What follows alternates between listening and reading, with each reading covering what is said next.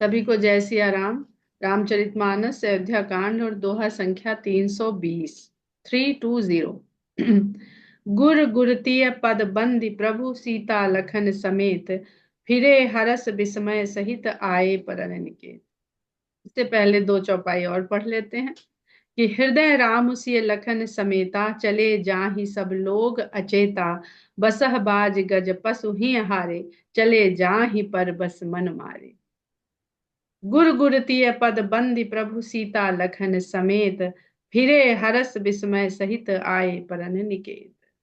गुरु वशिष्ठ को, उनकी पत्नी अरुंधति जी को उनकी पद वंदना करके भगवान राम, सीता और लक्ष्मण के समेत हर्ष और विस्मय के साथ अपनी पर्णकुटी में लौट आते हैं। विदा कीन्हि सन्मान निषादु, चले हृदय बड़ बिरह बिसादु। और पर्णकुटिया में आकर के फिर बड़े सम्मान के साथ निषाद राज को विदा करते हैं। और निषाद राज भी चले हृदय बड़ विरह बिसादु, भगवान के साथ एक बार फिर विरह होने के विषाद को हृदय में लिए हुए वहां से चल पड़ते हैं। कोल की रात भिल्ल बनचारी, फेरे फिरे जुहारी जुहारी। और निषाद रात के साथ जितने भी वन में रहने वाले, जो कोल की रात भिल्ल वन में विचरण करने वाले, वन में बसने वाले जो मनुष्य जातियां हैं, वो सब भगवान राम, लक्ष्मण और सीता को प्रणाम करके, सम्मान करके, जोहार के वहां से लौट पड़ते हैं। प्रभु सिय लखन बैठ बट छाही, प्रिय परिजन वियोग बिल खाही। भगवान सीता और लक्ष्मण के साथ बरगद की छाया में बैठ जाते हैं और अपने प्रिय और परिवार वालों के वियोग से बिलखने लगते हैं, दुखी होने लगते हैं। भरत स्नेह सुभाव सुबानी, प्रिया अनुज सन कहत बखानी। भरत जी के स्नेह और स्वभाव को और उनके सुंदर वाणी को अपनी प्रिया सीता जी से और छोटे भाई लक्ष्मण के साथ बखान बखान कर कहते हैं। राम भरत का बखान कर रहे हैं लक्ष्मण और सीता के साथ। प्रीति प्रतीत बचन मन करनी, श्री मुख राम प्रेम बस बरनी। भरत जी की जो प्रीति है और प्रीति के कारण जो विश्वास है अपनी प्रीति पर और जिससे प्रेम करते हैं उस पर, और उनके मन वचन और कर्म। तो भरत जी मन वचन कर्म से, प्रेम से, विश्वास से, 5 भाग हो गए ये मनुष्य के जीवन के। मन में क्या है, वचन में क्या है और करनी में क्या है। और उसके साथ साथ करते समय प्रेम कैसा है, और प्रेम के साथ साथ अपने प्रभु पर विश्वास कैसा है। कभी कभी हम लोग करते सब कुछ हैं पर मजबूरी में, अरे भाई अब आन पड़ी है तो इसको करना ही पड़ेगा, ये भाव आ जाता है। या मन में कुछ और रहता है, मुंह से कुछ और कहते हैं और करते कुछ और है, तो तीनों में भेद हो जाता है। फिर जो मान लीजिए मन वचन कर्म भी एक ही अवस्था में है, तो भी हमारा प्रेम भगवान पर वैसा ही बना है क्या? कहीं वो कम ज्यादा हो रहा है क्या? आ जाता है ना, अरे भाई जब कर्म का ही भोग है तो इनको बीच में क्यों लाएं? उनको जब अपने कर्म से ही अपना जीवन हमारा संचालित हो रहा है तो इनको बीच में है ही नहीं, तो इनको लाने की क्या जरूरत है? अच्छा कर्म करेंगे सुख भोगेंगे, बुरा कर्म करेंगे दुख भोगेंगे, तो ये भी भाव आ सकता है। तो हमारा प्रेम का भाव कैसे, यानी भरत जी के लिए बात हो रही है ये। और प्रेम के साथ साथ प्रतीति कैसी है, विश्वास, उस प्रेम पर दृढ़ता किस किस प्रकार की है, इसका वर्णन भगवान अपने श्री मुख से करते हैं। श्री मुख राम प्रेम बस बरनी। और करते समय भगवान भी प्रेम के वशीभूत हो जाते हैं। जो निर्गुण हैं, सब चीज से परे हैं, जिनको किसी चीज से जाना नहीं जा सकता है, वो प्रेम के वशीभूत हो जाते हैं। तही अवसर खग मृग जल मीना, चित्रकूट चर अचर मलीना। इस अवसर पर जब भगवान भरत के लिए प्रेम से सराबोर हो रहे हैं, प्रेम के वशीभूत होकर अपने उस भक्त की इतनी प्रशंसा कर रहे हैं जिनके लिए सारा संसार एक समान, जो कोई भेद नहीं करते हैं। वो भरत की प्रशंसा कर रहे हैं, और प्रशंसा करते समय वो दुख में बिलख रहे हैं, प्रेम के कारण, उनके वियोग के कारण राम भी बिलख रहे हैं। तो तही अवसर खग मृग जल मीना, ऐसा अवसर पर वहां पर उपस्थित जो पशु पक्षी हैं और जल में रहने वाली मछलियां हैं, वह तक सब चित्रकूट चर अचर मलिना, चर और अचर सभी दुखी हो जाते हैं, मलिन हो जाते हैं, फीके हो जाते हैं। तो चित्रकूट, चित्त सभी समझते हैं कि हमारा चित्त कब, अगर भगवान चित्रकूट में दुख में वहां पर कि उनके भक्त को, उनसे इतना प्रेम करने वाले को उनके प्रेम के कारण कष्ट सहना पड़ रहा है, किस प्रकार का कष्ट है उसको कहने की आवश्यकता नहीं है। तो वहां पर भगवान भी ये देख करके, सोच करके दुखी हो जाते हैं, और भगवान अगर दुखी हो गए तो सारी प्रकृति ही मलिन हो जाती है, फीकी हो जाती है। तो भगवान का प्रसन्न रहना बहुत आवश्यक है। अब इस संसार को चलाने के लिए अलग अलग विभाग हैं, अलग अलग उन विभागों के अधिकारी हैं। तो भगवान ही दुखी हो गए तो फिर चिंता होती है। जैसे यहाँ पर रावण को याद करिए कि जब रावण राम और लक्ष्मण से युद्ध करने का तय कर लेता है, और जो भी पूरा वहां पर होती है, सीता का हरण होता है, और जब जाते हैं, हनुमान जी जाते हैं या अंगद जाते हैं, तो ये बात कहता है कि अरे वो तो अपने पत्नी के वियोग में इतने दुखी हैं, वो क्या युद्ध करेंगे। तो दुखी व्यक्ति युद्ध नहीं कर सकता ना, वो उस दुख में होता है, डिप्रेशन में होता है, उसके अंदर युद्ध करने का वो बल ही नहीं होता है। तो यहाँ पर जब भगवान इस प्रकार हो जाते हैं दुख में, और सारी प्रकृति चित्रकूट की मलिन हो जाती है, तो विबुध बिलो की दशा रघुबर की। तो रावण ही नहीं, देवताओं को भी ये भ्रम हो जाता है। राम की दशा को देख करके बरस सुमन कही गति घर घर की, पुष्प बरसाते हैं और अपने घर घर की कथा उनको सुनाने लगते हैं। अरे प्रभु, कहाँ भक्त के दुख में आप ऐसे मतलब थोड़ा सा लो हो गए ना, जब दुख में होता है तो थोड़ा लो हो जाता है, तो उनको फिर भय लगने लगता है। अपनी अपनी फिर उनको याद दिलाने आते हैं अपने अपने घर की दशा, कि हम देखिए घर से बेघर हो गए हैं, सब जगह उस रावण का साम्राज्य हो गया। तो देव जो है डरते रहते हैं, अधिकारी अपने पद के लिए, स्थान के लिए हमेशा डरता रहता है कि कहीं छिन ना जाए, कहीं छिन ना जाए। प्रभु प्रणाम कर दीन भरोसो, चले मुदित मन डर न खरोसो। फिर भगवान उन्हें प्रणाम करके आश्वासन देते, अरे भाई थोड़ा हमें भी भक्त के लिए थोड़ा बैठ लेने दो, सोच लेने दो, हमें सब याद है। प्रणाम करते हैं और भरोसा देते हैं। भगवान उनको आश्वासन दे देते हैं, तब वो चले मुदित मन, भगवान ने कह दिया है स्वयं, तो फिर वो आनंदित मन के साथ वहां से चल पड़ते हैं, और तनिक भी उनके मन में डर नहीं रह जाता है। सानुज सिय समेत प्रभु राजत परन कुटीर, भगत ज्ञान वैराग्य जनु सोहत धरे सरी। देवता चले गए।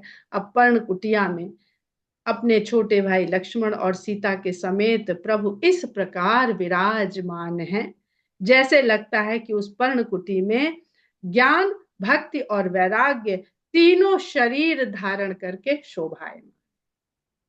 बहुत ही सुंदर दोहा है। और अगर इस दोहे की हम बात करें तो अयोध्या कांड में ही एक और जगह प्रसंग है। दोहा संख्या 122 आप लोग चाहें तो खोल सकते हैं। दोहा 122 है। उसके बाद की एक चौपाई है कि पहले दोहा पढ़ लेते हैं कि एहि विधि रघुकुल कमल रवि मग लोगन सुख देत, जाहि चले देखत विपिन सिय सौमित्र समेत। वहां लोगों को सुख दे रहे हैं, और यहाँ पर देवताओं को सुखी किया है। एक कॉमन चीज, भगवान वहां से जब चले हैं तो भी लोग दुखी हैं, भगवान नहीं दुखी हैं। लोग दुखी हैं ये सोच सोच के कि भगवान दुख में जा रहे हैं, भगवान कष्ट में जा रहे हैं। और यहाँ पर देवता दुखी हो जाते हैं देख करके, घबरा जाते हैं, दुख से ज्यादा घबरा जाते हैं। तो उनको सुखी करते हैं, उनको आश्वस्त करते हैं। और तुलसीदास जी लिखते हैं कि आगे राम लखन बने पाछे, तापस बेस विराजत काछे, उभय बीच सिय सोहति कैसे, ब्रह्म जीव बिच माया जैसे। और यहाँ पे कहते हैं कि सानुज सिय समेत प्रभु राजत परन कुटीर भगत ज्ञान वैराग्य जन सोहत धरे सरी। तो एक ही कांड में, अयोध्या कांड में, गोस्वामी जी राम लक्ष्मण और सीता के एक ही स्वरूप को, जो वनवासी स्वरूप है, एक ही स्वरूप को दो तरह से दिखाया। दिखाया तो और भी है उन्होंने, आगे और भी उपमाएं हैं कि बहुरी कहूँ छवि जसी मन बसई जनु मधु मदन मध्य रति लसई उपमा बहुरी कहूँ जिय जोही जनु बुध विधु बिच रोहिणी सोही। तो और भी उपमाएं दी हैं, लेकिन अगर हम उनकी उनकी भी कोई ना कोई जरूर अर्थ है, क्योंकि अगर हम देखते हैं तो जन मधु मदन मध्य रति लसई, इसमें कोई ना कोई सांसारिक तात्पर्य होगा जो हम लोग को समझने में समय लगेगा। और जो उसके बाद की उपमा है उसमें हम देखते हैं कि ग्रहों के बारे में तुलना हो रहे, तो निश्चय ही ये कोई ज्योतिष का बहुत बड़ा सिद्धांत गोस्वामी जी यहाँ पर बता रहे हैं। और उसके ऊपर मदन और रति के द्वारा वो संसार का कोई बहुत बड़ा सिद्धांत बता रहे हैं। अभी हम लोग बस ये दो जो अध्यात्म से और भक्ति से संबंधित हमें समझ में आ रही है, वो कि आगे राम लखन बने पाछे तापस बेस विराजत काछे उभय बीच सी सोहति कैसे ब्रह्म जीव बिच माया जैसे। कि आगे राम है और पीछे लक्ष्मण है, तपस्वी के वेश में वो दोनों वहां पर चले जा रहे हैं वनवास के लिए, और उन दोनों के बीच में सीता जी ऐसी शोभा पा रही हैं जैसे ब्रह्म और जीव के बीच में माया। तो ये संसार ऐसे ही चल रहा है, एक ब्रह्म है और दूसरा ये संसार है जो जीव कहलाता है। उसमें सब सब संसार में ही आ जाते हैं, जीव है, मनुष्य है और जितने भी हैं। तो उनके बीच में कौन है? उनके बीच में माया है। हम लोग इस पर बहुत चर्चा कर चुके हैं, मुझे बहुत अच्छा लगता है इस प्रसंग को ज्यादा से ज्यादा इसमें डूबना, इसको समझना कि हमको जो दिखती है वो केवल माया दिखती है। जीव स्वयं को नहीं देख पाता, संसार स्वयं को नहीं देख पाता। हम तो दर्पण से देख लेते हैं, पर हम देखते हैं और मानते ही हैं। क्या पता हम ऐसे न दिखते हो? इसकी गारंटी क्या है कि हम ऐसे ही दिखते हैं? एक आभास है जिसको हमने मान लिया है। तो न तो जीव स्वयं को देख पाता है, न ब्रह्म को देख पाता है। जो दिखता है वो माया है। और इसीलिए माया को अलग अलग लोगों ने, महापुरुषों ने कभी दर्पण कहा है, कभी कुछ कहा है, मन कहा है, मन का दर्पण कहा है, बहुत तरह से कहने का प्रयास किया है। और भरत जी के मिलने के पश्चात यही ब्रह्म, जीव और माया बन जाते हैं भक्ति, ज्ञान और वैराग्य। तो भरत जी जैसा जो भक्त है, जब वह आ जाता है, इस पूरे प्रसंग में शामिल हो जाता है, तो जो ब्रह्म, जो अलग अलग हैं, वो किस रूप में आ जाते हैं? भक्ति, ज्ञान और वैराग्य के रूप में। यहाँ पर ज्ञान भगवान राम है, भक्ति सीता जी हैं और वैराग्य लक्ष्मण जी हैं। और ये तीनों साथ ही रहेंगे।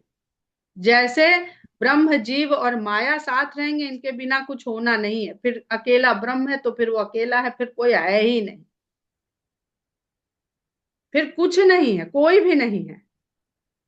और जब होने की भव भवती, भव जैसे ही शुरू होता है, फिर ये तीन हो जाते हैं। और यही तीन फिर जब ज्ञान हो जाता है, जब भरत जी जैसा जुड़ाव हो जाता है, तो समझ में आ जाता है कि ज्ञान, भक्ति और वैराग्य है। अब वहां पर एक और बड़ी सुंदर बात गोस्वामी जी कहते हैं, आगे एक देखिएगा कि प्रभु पद रेख बीच बिच सीता धरनी चरण मग चलती सभीता सिय राम पद अंक बराए लखन चलहि मग दाहिन लाए। तो राम है, राम के ठीक पीछे सीता जी है, यानी ब्रह्म के ठीक पीछे।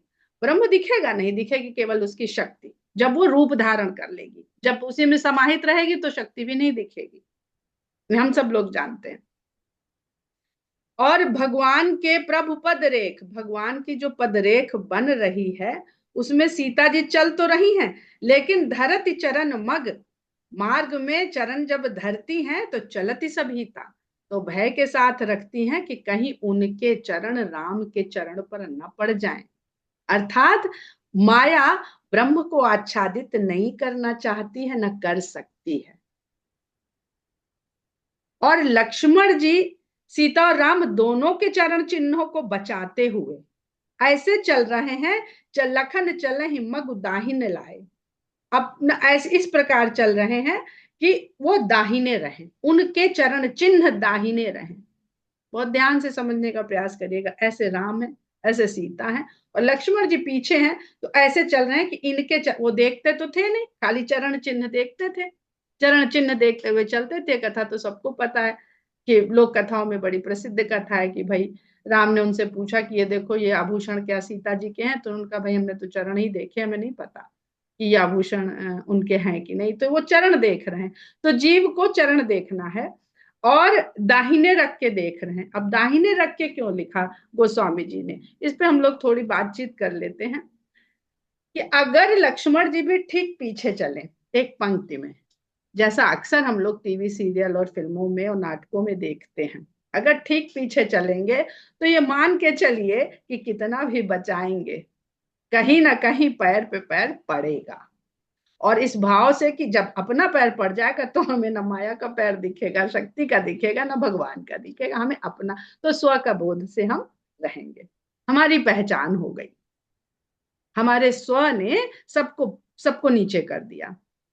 दूसरा, अगर देखेंगे भी तो माया तो दिखेगी। चलिए लक्ष्मण जी तो नीचे देखते हैं चरण चिन्हों की तरफ, लेकिन अगर आम व्यक्ति, आम मनुष्य, हम हमारे आपके जैसा चलेगा, तो सीता जी तो राम के पीछे हैं, तो दिखेगा कौन? सीता। राम तो दिखेंगे नहीं, तो वो किसको सत्य मानेगा? हम, और जीव किसके पीछे चल रहा है? सीता के पीछे। राम सीता के पीछे, राम के पीछे सीता है, लेकिन जीव सीता के पीछे चल रहा है। चाहे धनुष यज्ञ में देख लीजिए, चाहे सीता हरण में देख लीजिए, सब सीता को, ये सीता है यही चाहिए हमें। दशरथ जी हमें सीता ही दे दो, तुम जा रहे हो तो जाओ, हमें सीता को तो छोड़ जाओ। तो संसार उस माया को देखता है और माया के ही पीछे चलता है, और माया कोई चाहता है जो दिखेगा उसी का पीछा करेगा, तो दिखेगा नहीं उसका पीछा कैसे करेगा? तो इसलिए लक्ष्मण जी चाहते हैं कि उनको दोनों दिखाई दे, सीता भी दिखाई दे और राम भी दिखाई दे, अर्थात उनको बोध रहे कि मेरे आगे सीता है और सीता के आगे राम है, दोनों जन को देखते रहेंगे तो कभी भूलेंगे नहीं। और दाहिने है, दाहिने का मतलब अनुकूल होता है, हमेशा उनके अनुकूल रहें। और ये भी देख लीजिए कि अगर इधर चल देंगे तो सीता जी उनके बाएं आ जाएंगी, जो स्थान सीता का राम के लिए। बहुत एक एक बात इतनी गूढ़ कहते हैं गोस्वामी जी कि उसको एक एक चौपाई समझने में जीवन कम पड़ जाता है। तो इसलिए इस तरह से चाहे क्यों लिख दिया ऐसे, अरे कुछ भी लिख देते। तो इसलिए गोस्वामी जी वहां पर एक एक बात स्पष्ट करते हैं। और इस बीच में फिर बहुत सारी कहानी होती है, भरत जी आते हैं और भरत जी का पूरा प्रसंग हम लोगों ने खूब आनंद पूर्वक सुना है। और जब भरत जी इनका दर्शन करके, तीनों का दर्शन करके जब अयोध्या लौट जाते हैं, तो विराजमान हो जाते हैं राम लक्ष्मण सीता, भक्ति ज्ञान और वैराग्य के भी। ये याद रखिएगा कि ये तीनों आपस में एक हैं, मन जीव के लिए एक ही है।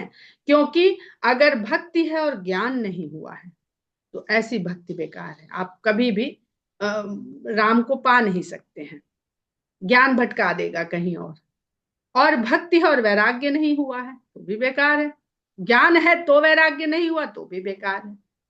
तो दोनों ही, ज्ञान और भक्ति, ये उत्तरकांड में हम लोग जाएंगे, ज्ञान और भक्ति के मार्ग में वैराग्य ही आवश्यक है। न भक्त को कोई सांसारिक ऐश्वर्य चाहिए और न ज्ञानी को। अगर चाहिए तो उसको संसार मिलेगा, भगवान नहीं मिलेंगे। तो सानुज सीय समत समेत प्रभु राजत परण कुटीर, पर्ण की कुटिया है और है नहीं वहां पे कुछ। भक्ति के लिए क्या? पर्ण कुटी। ज्ञानी के लिए पर्ण कुटी, वैरागी के लिए पर्ण कुटी, अयोध्या का महल नहीं। मुनि महेश्वर गुरु भरत भुआलु, राम बिरह सब साजु बिहालू, प्रभु गुण ग्राम गणत मन माही, सब चुपचाप चले मगजाही। मुनि ब्राह्मण गुरु भरत और राजा जनक सब राम के विरह में सारा साज समाज सजा के चले तो जा रहे हैं, लेकिन विरह में बेहाल हैं। प्रभु के गुणों को मन में गुनते हुए, सोचते हुए, याद करते हुए चुपचाप मार्ग में चले जा रहे हैं। इस संसार में चलिए, चाहे जिस ओर चलिए, जब चाहे चित्रकूट की ओर चलिए, चाहे अयोध्या की ओर चलिए, और चाहे मिथिला की ओर चलिए, भगवान के गुणों का चिंतन सदा करते रहिए और चुपचाप शांत। कहते हैं कि थोड़ा एकांत में बैठ के भगवान का चिंतन करना बहुत आवश्यक है। पूरा न सही, थोड़ा वैराग्य, थोड़ा थोड़ा वैराग्य मिलेगा, बहुत आवश्यक है। जमुना उतरी पार सब भयऊ, सो बासरु बिन भोजन कर गयऊ। यमुना को पार करके सब आए, उस पार आए, और वह दिन तो बिना भोजन के ही गया, किसी का मन ही नहीं किया भोजन करने का। उतरी देव सरी दूसर बासु, राम सखा सब कीन्ह सुपासु। और दूसरा दिन का वास उन्होंने गंगा जी को पार करके किया, जहां पर राम के मित्र निषाद राज ने उनके सबके व्यवस्था करवाई। सही उतरी गोमती नहाए, चौथे दिवस अवधपुर आए। फिर सही को पार करके गोमती आए, गोमती में स्नान किया, और चौथे दिन अयोध्या पहुंच गए। जनक रहे पुरबासर चारी, राजकाज सब साज संभारी। जनक जी अयोध्या में 4 दिन रुके और सारा राजकाज संभलवाया, सब उनकी व्यवस्था करवाई। सौंप सचिव गुरु भरत ही राजू, तेरु हुइत चले साज सब साजू। मंत्रियों को, गुरु को, भरत को राज्य सौंप करके फिर राजा जनक सारा अपना साथ सामान लेकर के अपने राज की ओर चल पड़े। नगर नारी नर गुर सिखमानी, बसे सुखे न राम रजदानी। जो नगर के स्त्री पुरुष थे, उन्होंने भी गुरु की शिक्षाओं को सुना, सीख को सुना और माना। मान करके सब सुख पूर्वक राम की राजधानी में निवास करने लगे। तो हम सब कहाँ रह रहे हैं? राम की राजधानी में रह रहे हैं, जहां पर हमें ये सब चीजों की आवश्यकता है। भरत जैसे भक्त की, वशिष्ठ जैसे गुरु की, जनक जैसे मार्गदर्शक की, और ये ढेर सारे सचिवों और मंत्रियों की। राम दरस लगी लोग सब करत नेम उपवास, तज तज भूषण भोग सुख जियत जियत अवध की आस। राम के दर्शन के लिए उसको अपना ध्येय बना करके सब लोग नियम पूर्वक अपने जीवन का पालन करते हैं और उपवास करते हैं। यानी उपवास का मतलब उपासना, उपासना, उपासन भगवान के निकटता में बैठे रहना। अब भगवान को हृदय में बैठा लिया, सब कार्य कर रहे हैं, तो भगवान के निकट ही आसन जमा हुआ है और कार्य कर रहे हैं नियम पूर्वक, जितना आवश्यक है। उपवास में बहुत भक्षण नहीं करना चाहिए, न विचारों का, न व्यवहार का, और न भोजन का। तीनों चीज पे कंट्रोल होना चाहिए।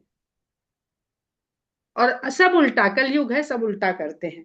तज तज भूषण भोग, सब सब प्रकार के भूषण और भोग को त्याग करके तज तज भूषण भोग सुख जियत अवधि की आस। केवल जीवित इसलिए रह रहे हैं कि ये 14 वर्ष हमें काटने हैं, क्योंकि अगर नहीं जीवित रहेंगे तो फिर भगवान के दोबारा दर्शन नहीं होंगे, उनका सानिध्य, उनकी निकटता नहीं प्राप्त होगी। सचिव सुसेवक भरत प्रबोधे, निज निज काज पाई सिखोदे। भरत जी ने सचिवों को और सेवकों को बुला के उनको सब ज्ञान दिया, बताया, उनके कार्य निश्चित किए, और अपने अपने कार्य को पा करके सब उन कार्यों में, कहते हैं अवध में बहुत शब्द बोला जाता, उधा गए। जो लोग अवध क्षेत्र से हैं वो जानते हैं, अरे काहे उधा गए, तो देखिए निज निज काज पाई सिख ओधे, वो सीख पाके सब उस कार्य में उधा गए। उधाने का मतलब होता है पूरी तरह से तन मन बल सब तरह से उस कार्य में जुट जाना। तो उस कार्य में सब लोग लग गए। पुण्य सिख दीन बोली लघु भाई, सौंपी सकल मातु सेवकाई। फिर छोटे भाई शत्रुघ्न जी को बुलाया, उन्हें शिक्षा दी और माताओं की सेवा उनके सुपुर्द की।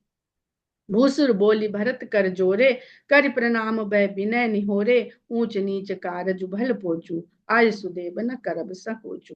फिर उन्होंने ब्राह्मणों को बुलाया और उनके हाथ जोड़ करके प्रणाम करते हुए बहुत विनम्र निवेदन उनके साथ किया कि जिस तरह का भी कोई भी कार्य हो उसके लिए आप मुझे तुरंत आज्ञा दीजिएगा। यहाँ आज्ञा से मतलब मार्गदर्शन से भी है, और संकोच मत करिएगा।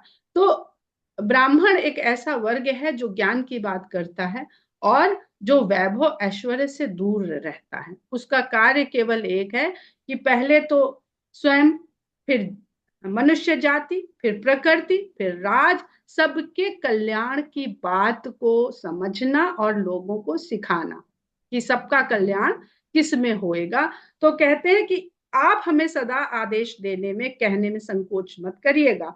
परिजन पुरजन प्रजा बुलाए, समाधान करि सुबस बसाए। फिर परिवार वालों को, नगर के लोगों को, प्रजा को, सबको बुलाया और सबके लिए समाधान कर दिया, सबके लिए उचित प्रबंध करके सबको अच्छी तरह अयोध्या में बसा दिया।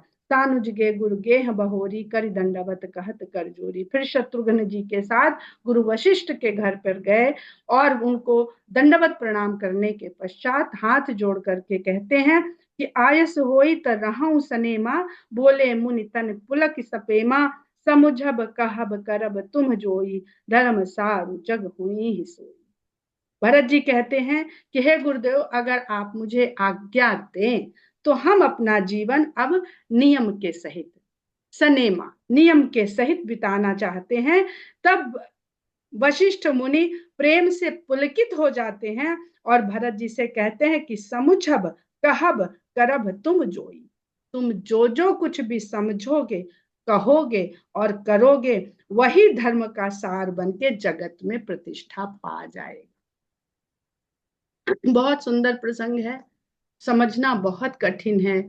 भरत जी को और राम जी का जो संबंध है, उसको अगर, बहुत कठिन है इसको समझ पाना। सुन सिख पाई असीस बड़ी गनक बोली, दिन साधि सिंहासन प्रभु पादुका बैठा रे निरुपारी। इस प्रकार गुरु जी की शिक्षा पा करके और आशीर्वाद पा करके उन्होंने गणकों को, ज्योतिष गणना करने वालों को बुलाया और दिन का शोधन करवाया, मुहूर्त निकाला। जिस प्रकार राम के राज्याभिषेक के लिए मुहूर्त निकाला गया था, तो भरत जी के लिए राम में और राम की चरण पादुका में कोई भेद नहीं है। वो चेतन राम को राम और जड़ उनकी चरण पादुका को राम ही मानते हैं। सिंहासन प्रभु पादुका, सिंहासन में भगवान की पादुका को उन्होंने निर्विघ्नता पूर्वक विराजमान कर दिया। पहले तो विघ्न आ गया था, जब राम का अभिषेक होता है तो विघ्न आ सकता है, पर जब राम की चरण पादुका का भक्त अभी करता है सिंहासन आरूढ़, तो कोई विघ्न नहीं आता। ये भक्त की कितनी बड़ी, सोचे, प्रतीति है, जिसको कहते हैं विश्वास है, बहुत बड़ा विश्वास है। इसको समझना, हम लोग सुन पाए रहे, यही बहुत बड़ी बात है। राम मातु गुरु पद सिरुनाई, प्रभु पद पीठ रजाय सुपाई। फिर रामचंद्र जी की माता और गुरु के चरणों में शीश नवाकर प्रभु पद पीठ रजाय सुपाई। भगवान की जो चरण पीठ से आज्ञा पा करके नंदी गांव करी परन कुटीरा, कीन निवास धर्म धुर धीरा। स्वयं नंदी ग्राम में पर्णकुटी छवाते हैं और वहां पर धर्म की धुरी को धीरज पूर्वक धारण करने वाले भरत जी वहां निवास करते हैं। स्वयं भी वो नगर में निवास नहीं करते हैं। जटा जूट सिर मुनिपट धारी, मही खन कुश साथरी सवारी। असन बसन बासन व्रत नेमा, करत कठिन ऋषि धर्म सप्रेमा। उन्होंने अपने जो केश हैं उनको उन्होंने जटाओं का रूप दे दिया। अब जटाओं का रूप कैसे दिया है ये सब लोग जानते हैं। जब सुमंत्र ने देखा है कि बरगद का जो दूध लगाते हैं तो केश को जटा का रूप प्रदान करते हैं रामचंद्र जी, तो भरत जी भी अपने केशों को जटा का रूप प्रदान करते हैं।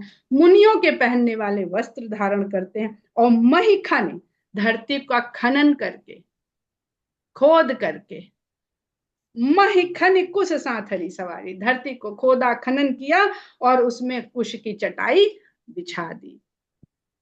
क्योंकि सिंहासन पर भगवान की चरण पादुका और धरती पर कुश की साथरी पे भगवान को सोते हुए देख के आए हैं, तो चरण में बैठने वाले हैं। अब वो भगवान के समकक्ष धरती के उस लेवल पर कैसे सो जाएं, कैसे बैठ जाएं जहां पर भगवान स्वयं निवास करते हैं। तो ऐसा भाव है कि हम उससे नीचे बैठेंगे जहां राम बैठते हैं। तो वो धरती को खोद के गड्ढा बनाते हैं और फिर उस गड्ढे के भीतर जा करके अपने लिए साथरी बिछाते हैं। असन बसन बासन व्रत नेमा, फिर अपने जो उनके भोजन है, वस्त्र हैं, बर्तन हैं, इनका व्रत लेकर के नियम पूर्वक स्वयं ही सब कुछ करेंगे। और मिनिमलिज्म जिसे आजकल कहते हैं, कम से कम में जीवन यापन करने की एक नीति आजकल फिर आ रही है, धीरे धीरे इंट्रोड्यूस हो रही है। करत कठिन ऋषि धर्म सप्रेमा, और ऋषि व्रत के कठिन कर्म का पालन प्रेम सहित करने लगते हैं। भूषण बसन भोग सुख भूरी, मन तन बचे तजे तिन तूरी। आभूषण, वस्त्र और भोग के सारे सुख, जिनकी भूरी भूरी प्रशंसा होती है सब जगह, अयोध्या में इस प्रकार का ऐश्वर्य, इस प्रकार के सुख साधन उपलब्ध हैं, उनको तन मन वचन से तृण तोड़ करके त्याग देते हैं। अवध राज सुर राज सिहाई, दशरथ धन सुनि धन दुल जाई। अयोध्या का जो राज है उसको देख करके देवराज इंद्र भी सिहा जाते हैं, उसको पाने की लालसा से भर जाते हैं। और दशरथ के राज्य का जो कोष है, जो धन है, वो कुबेर के धन को भी लज्जित करने वाला है। तहिपुर बसत भरत बिनुरागा, चंचरीक जिम चंपक बागा। ऐसे नगर में भरत जी बिना उनसे राग किए बसते हैं, जैसे चंपा के वन में भंवरा निवास करे। देखिए, हमारे पास सुख साधन भोग साधन न हो और हम संतोष करके जिए, ये बहुत लोग कर सकते हैं, आज भी कर सकते हैं और करते हैं। राम वन में वनवासी जीवन व्यतीत कर रहे हैं क्योंकि उनको वनवास दिया गया है। उनके पास, ठीक है, वो अपने माता पिता के वचन का पालन कर रहे हैं, कर्तव्य का पालन कर रहे हैं, धर्म की स्थापना कर रहे हैं, पर सब कुछ प्राप्य होते हुए, सुलभ होते हुए, और स्वामी भी हैं आप, आपको किसी से कहने मांगने की आवश्यकता नहीं है। तो भौरा अगर ऐसे जंगल में है जहां कोई पुष्प ही नहीं है, तो वो भौरा किस पुष्प का रस पिएगा, किस विषय रस का रसास्वादन करेगा।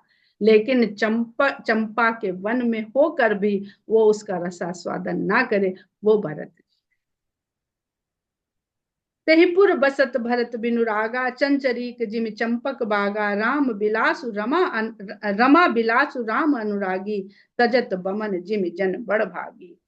जो रमा, लक्ष्मी, महाशक्ति, जो विलास यहाँ पैदा करती है, अभी इसीलिए हमने वो वाला चौपाई जो पढ़ी वो इसीलिए पढ़ी कि क्या दिखाती है, जो दिखाती हम वही देखते हैं, उसमें लिप्त हो जाते हैं।